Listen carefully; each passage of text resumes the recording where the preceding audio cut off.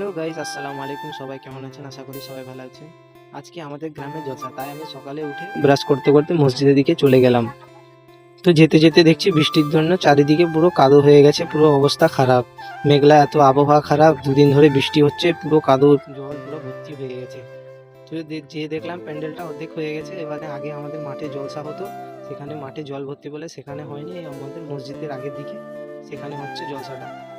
আগে যখন মাঠে হতো খুব ভালোই হতো, এখন বৃষ্টির জন্য মসজিদের আগে দিকেই করতেছে আমাদের জলসাটা। তো দেখছি কজন বাচ্চারা মিলে এখানে জল জমে আছে, জলটা পরিষ্কার করতেছে, দেখে খুব ভালোই লাগলো। তাদেরকে বললাম তোরা ভালোই কাজ করছিস।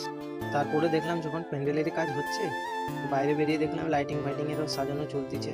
তো বৃষ্টির কারণে আগে থেকে সাজানো হয়নি, সেই জন্য এখন এখন থেকে সাজানো হচ্ছে। তারপর এসে দেখলাম এখানে ভেতরে স্টেজ সাজানো শুরু হয়ে গেছে, এখন স্টেজ সাজানো চলছে। আজানের সময়ও হয়ে গেছে, আজান দেওয়া হবে। তারপরে দেখলাম দেগও চলে এসছে, 6টা দেগ চলে এসছে, দুটো চুলা সিন্নির জন্য। এখানে সিন্নি রান্না হবে।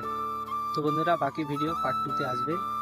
পার্ট 2 দেখার জন্য চ্যানেলটি ফলো করে রাখুন, একটা লাইক করে দিন, ভিডিওকে শেয়ার করে দিন ভালো লাগলে।